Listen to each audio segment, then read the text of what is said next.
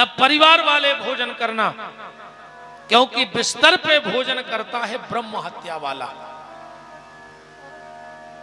जब किसी को ब्रह्म हत्या लगती है, गौ हत्या लगती है, तो शास्त्र का मत है कि एक जाति विशेष के लोग होते हैं, वो भोजन खाने आते हैं, नया पलंग बनता है, नया बिस्तर बिछता है, उसी पे नए बर्तनों में उसे परोसा जाएगा, वो खाएगा और पूरा बिस्तर उठा के अपने घर ले जाएगा। पहली गलती ये सुधार लेना, आज के बाद कोई भी बिल्कुल कान पकड़ के जाना कि हम बिस्तर में बैठ के भोजन नहीं करेंगे जिस बिस्तर में हम सोते हैं। अब घेरी फिर रही हो सो मारी को हमें ज्यादा टेंशन नहीं है, अपनों तो समझावे को काम है। अब जब तुम्हारी घेरी फिर रही हो जो तई से लिखा के आए हो जो, तो हम क्या कर लें बताओ। दूसरा माताओं, आप ध्यान रखना एक बात का, कभी भी घर में तुलसी के नीचे बुझा हुआ दिया नहीं रखना चाहिए। दिन में सूर्य का प्रकाश कभी भी तुलसी में से बुझे हुए दिए पे ना पड़ जाए। सबसे पहले उठ के माताओं को तुलसी के नीचे से वो दिया उठा लेना चाहिए। उस घर की रिद्धि सिद्धि धीरे धीरे खत्म होने लगती है, उस घर में कलह होने लगता है। और एक बात और हमारी बड़ी मर्यादा में समझ लेना, हमारी सब बहनें हैं, माताएं हैं, बहुएं हैं, बेटियां हैं, पर कुछ बातें कहनी पड़ती हैं। हम बिल्कुल अपनी आंख बंद करके कान पकड़ के कह रहे हैं, माताएं घर में एक गलती कभी ना करें। जितने दिन मासिक धर्म रहे तो कोशिश करें कि आपके घर में जितनी जगह में तुलसी की छाया पड़ती हो, उस अवस्था में उतनी जगह में ना जाएं, वरना उस घर का विनाश बहुत जल्दी हो जाता है। मासिक धर्म के समय माताओं को उतनी जगह में नहीं जाना चाहिए जहां तुलसी की छाया पड़ती है। और आज भी कली काल में प्रभाव है, अगर कोई रजस्वला नारी उतने टाइम अगर तुलसी का स्पर्श कर ले तो तुलसी सूख जाती है, और घर में तुलसी का सूखना किसी बड़े संकट की सूचना है। घर की अगर तुलसी सूख गई, बार बार लगाने पे तुलसी सूख रही है, तो समझ लेना तुम्हारे घर में बहुत बड़ी समस्या आने वाली है। आज भी जो लोग इन चीजों को नहीं मानते, उनके लिए यह बातें प्रमाण हैं। आज भी अगर पापड़ बन रहा हो और रजस्वला नारी वहां पहुंच जाए तो उस पापड़ का कलर लाल पड़ जाता है। आज भी कलयुग में यह प्रमाण है। इन चीजों का बड़ा प्रभाव है। और हमारी बातें ना मानो तो हम तो आपसे दो चार बातें कर रहे, बता दो। एक व्यक्ति ऐसा बता दो दुनिया में ढूंढ के लाना जिसके घर में जीना के नीचे हौदी बनी हो और उस घर में एक व्यक्ति परमानेंट बीमार ना हो। ढूंढ के ले आना दुनिया में से। एक आदमी परमानेंट घर में दवाई पे चल है, जिसके घर में जीना के नीचे पानी स्टोर हो जाए। अब विश्वास न हो तो मिटा के देख लियो। जैसे जैसे उस जगह का पानी सूखेगा तुम्हारे घर की दवाइयां बंद होने लगेंगी। ये वास्तु शास्त्र का सबसे बड़ा दोष है। जिसके घर में सोने वाला पलंग अगर आईने में दिखता हो, खड़े हो जाओ। अगर उन पति पत्नी में झगड़ा ना होता हो तो हमारा चैलेंज है उनके लिए। हमारे सोने वाला पलंग कभी घर के आईने में नहीं दिखना चाहिए। कभी भी पलंग को ऐसा लगाओ कि आईने में न दिखे। कभी भी सोने वाले कमरे में पितरों की फोटो मत लगाना भूल करके। उन पति पत्नी में कभी बन ही नहीं सकती है। जिस सोने वाले कक्ष में चाहे बच्चे सोते हो, चाहे बुजुर्ग सोते हो, चाहे युवा, पर सोने वाले कमरे में कभी भी अपने पितरों की फोटो नहीं लगानी चाहिए। ये सबसे बड़ा दोष है। अन्य मानो तो लगा के देख लियो। भाई ऊंची ने मान तो ऐसी मान ली कि जब बीत जाए जब तो सदा रहो।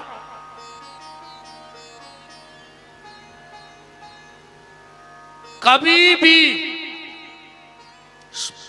सोने वाले कमरे में कलश नहीं रखना चाहिए। कई लोग सोने वाले कमरे में शेल्फ पे उल्टे बर्तन करके वो दादी, कई घरों में देखे हमने। वो घर में अलग से समस्याएं आती हैं। कभी भी उल्टे बर्तन नहीं रखो चाहिए घर में। अगर शेल्फ पे भी रखे हो तो सीधे रखें, उसमें चाहे 2-2 गेहूं के दाने डाल दो, 2-2 गेहूं के दाने डाल दो, पर कभी भी उल्टा बर्तन घर में नहीं रखना चाहिए। और सोने वाले कमरे में तो विशेष नहीं रखना चाहिए। इन चीजों के बड़े प्रभाव हैं। हमने कई बार कथाओं में कहा है और चैलेंज से कहा है, दुनिया में एक व्यक्ति ढूंढ के लाओ जो दुर्गा जी के मंदिर के बगल में रहता हो और सुखी हो। पूरे संसार में चैलेंज है। माओ कल लो खबर अपने अपने जगह की। दुर्गा जी के मंदिर के बगल में रहने वाला 14 हाथ में कलश से 14 हाथ का गोला बना दो और उसके बीच में रहने वाला सुखी हो। किसी के गांव में तो उठ के खड़े हो जाओ कि हमारे गांव में उनका मंदिर दुर्गा जी के मंदिर से लगा है और वो सुखी हैं, तो बता दो हमारे लिए। इन चीजों का बड़ा प्रभाव है प्यारे। जिसके घर में बेदी खुदी होए, हाँ जिसके घर में बेदी बनी होए घर में, वो आदमी परेशान रहे। अगर 3 साल में वो बेदी को साकल नहीं मिल रहा हो तो वो घर की सुख शांति खान लगो परिवार की। अगर बन गई होए को कहते पुरानी बनी होए तो साल में चाहे एक बार सत्यनारायण की कथा कराइयो पर वो बेदी के लाने भोजन दियो, पूरो घर चाट जेवा तुम्हारा। इन चीजों का बड़ा प्रभाव है। तो चर्चा कहां चल रही थी है यार? मती और श्रीमती, इतने चर्चा चल रही थी। पत्नी भर भगवान को न छोड़े तो श्रीमान की औकात है कहां जे है। एक ना एक दिन उसकी मति लौट फेर के ठिकाने पे आ जाएगी। चंचुला ने हाथ जोड़ के कहा, मां मेरा पति कैसा भी था, गलत रास्ते पे चलता था, मुझसे प्रेम नहीं करता था, पर था तो मेरा पति। तो मां आप ये बताओ कि वो इस समय किस हालत में है।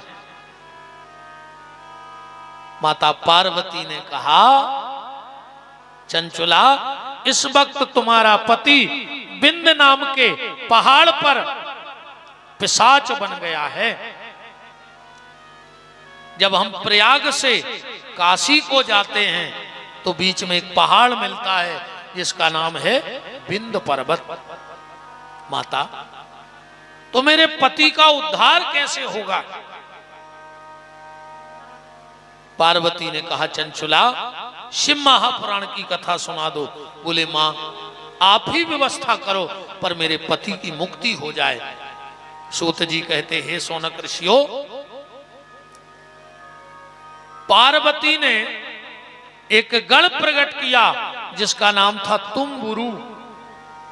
कहा, तुम्बुरु तुम बिंद नाम के पहाड़ पर जाओ, इस चंचुला को यजमान बना लेना और इसके पति को बांध करके कथा सुनाना। वैसे तो सुनेगा नहीं।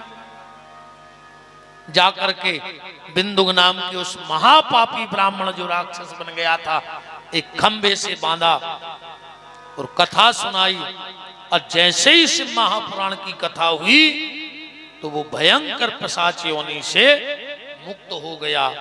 धन्यो भागवती वार्ता प्रेत पीड़ा विनाशनी।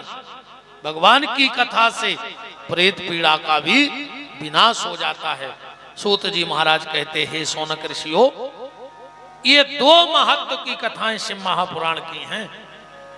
सौनक ऋषि बोले, महाराज आपने इतनी प्यारी महिमा सुनाई है शिव महापुराण की। अगर कोई व्यक्ति चाहे कि हम अपने घर में शिव महापुराण की कथा सुनाएं तो उसका कोई नियम है, कोई विधान है? सूत जी महाराज कहते हैं हाँ, बिल्कुल नियम है और बिल्कुल विधान है। क्या विधान है? सर्वप्रथम योग्य वक्ता की तलाश करें, जो दृष्टांत कुशल हो, जो बृहद से बृहद बात को सूक्ष्म से सूक्ष्म करके बता सके। उसके बाद जगह का चयन करें जहां किसी को आने जाने में दिक्कत ना हो। गर्मी हो तो गर्मी से बचने की व्यवस्था, ठंड हो तो ठंड से, और बरसात हो तो बरसात से बचने की व्यवस्था। सुंदर सा मंडप निर्माण करें। कल हमने कहा था, ये लिखा है, कर्तव्य मंडपो यच्चतः कदली स्तंभ मंडिता। शिव महापुराण की मंच पे कुछ हो चाहे ना हो, पर कदली स्तंभ मंडिता, केल का पेड़ जरूर होना चाहिए। इसलिए कल हमने रखवा दिया था। भगवान की कथा में खर्च कितना हो? विवाहे यादृशम चित्तम ता संकार्यमेव हि। व्यक्ति जितना अपने घर में विवाह में खर्च करता है उतना ही भगवान के मंगल कार्य में खर्च करना चाहिए। अब ये नहीं लिखा कि 10 लाख हों कि 2000 हों।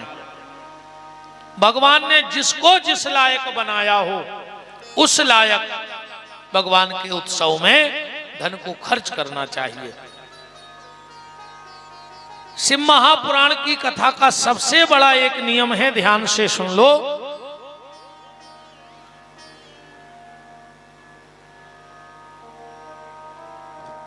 शिव की पूजा में सब गलती चल जाएगी, बस एक गलती नहीं करना कभी जीवन में।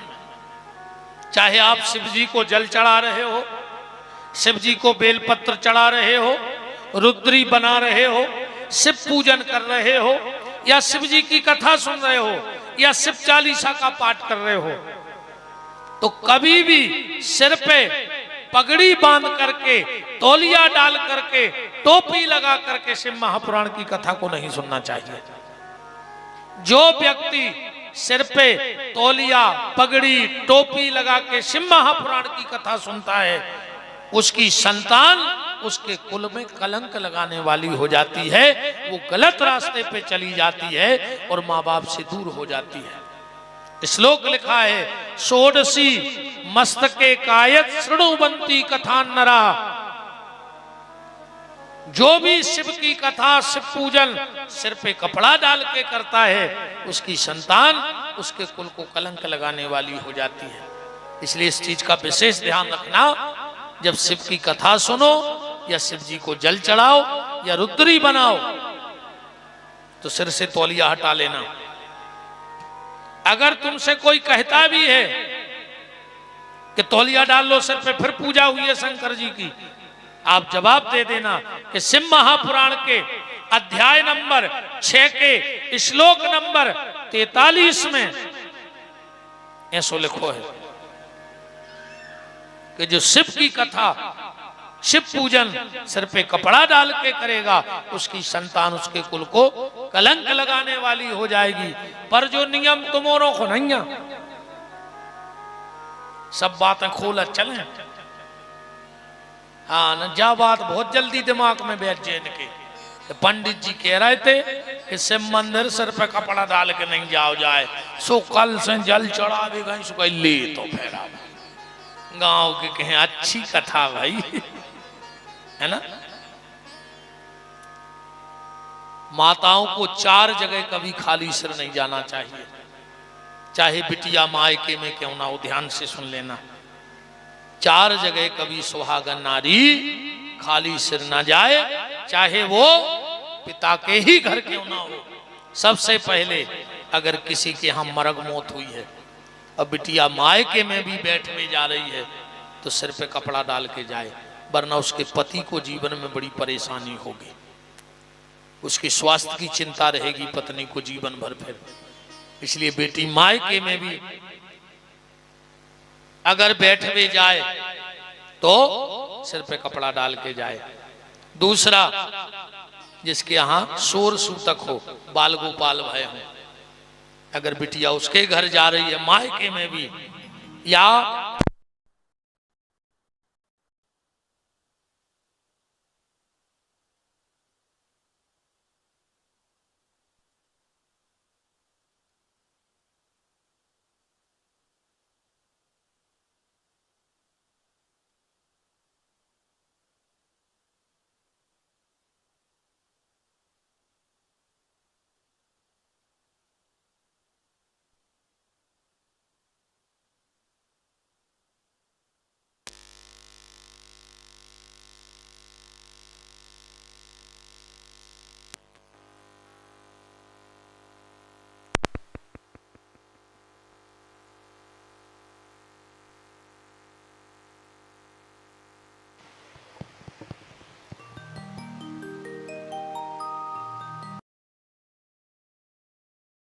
सुंदर सबसे प्यारा है भोले का नाम। ऐसा कर्म करा दे रे बाबा, हो जाए बेड़ा पार, कभी तेरा द्वार न छूटे, भोले का नाम न छूटे, कभी तेरा द्वार न छूटे, भोले का नाम न छूटे, कभी तेरा द्वार न छूटे, कभी तेरा नाम न रूठे, कभी तेरा द्वार न छूटे, भोले का नाम न छूटे। सबसे सुंदर सबसे प्यारा है भोले का नाम। सबसे सुंदर सबसे प्यारा है भोले का नाम। ऐसा कर्म करा दे रे बाबा, हो जाए बेड़ा पार, कभी तेरा द्वार न छूटे, भोले का नाम न छूटे, कभी तेरा द्वार न छूटे, भोले का नाम न छूटे।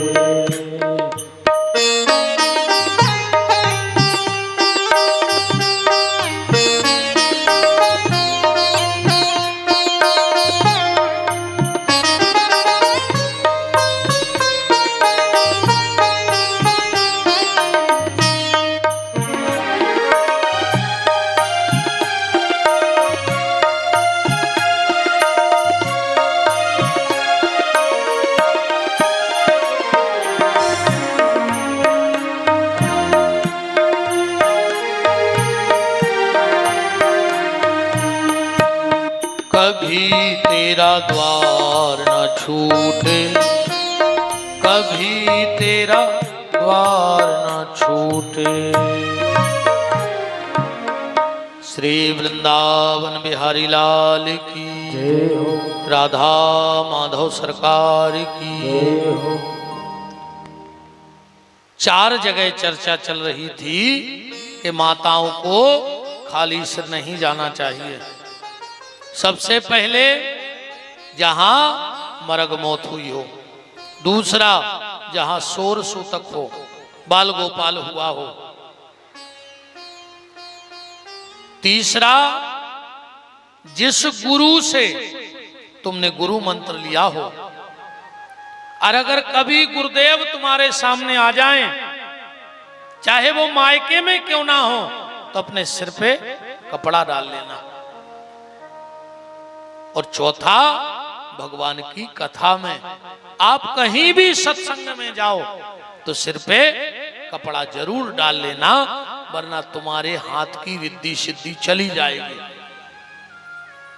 अब विशेषकर शिव महापुराण में